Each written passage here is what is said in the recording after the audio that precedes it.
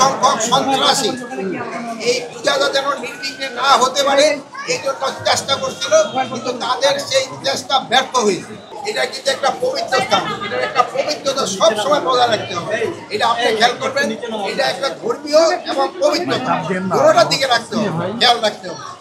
ধর্মীয় ভাব প্রকৃতির সাথেই করে অনেক জায়গায় দেখি আমরা অনেকে পূজা সেন্টার দিয়া এটা যেন কোনো অবস্থায় না হয়। এটা যারা যারা আছে এই জিনিসটার দিকে আমাদের খেয়াল রাখতে হবে, ঠিক আছে? আর কোনো কিছু আর একটা জিনিস আমি বলে যাই, চিটাগাং হিল ট্র্যাক্সে কিছু সংখ্যক সন্ত্রাসী এই পূজাটা যেন নির্বিঘ্নে না হতে পারে এই জন্য চেষ্টা করছিল, কিন্তু তাদের সেই চেষ্টা ব্যর্থ হয়েছে। এবং আমাদের কিছু নেইবারিং কান্ট্রিও এই পূজাটা যেন ভালোভাবে না হয় এই জন্য বহু চেষ্টা করতে, কিন্তু যেটা করতে পারে নাই।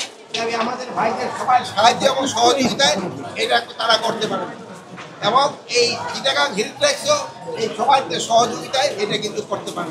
ডায়ালগ সুবাসিত টয়লেট ক্লিনার, যার পাওয়ার প্লাস ফর্মুলা টয়লেটের কোনায় কোনায় পৌঁছে 99.99% জীবাণু ধ্বংস করে। রিমার্ক, এই একটা রেপের ঘটনাকে কি করে জন সিংকে অলরেডি কিন্তু অ্যারেস্ট করা হয়েছে।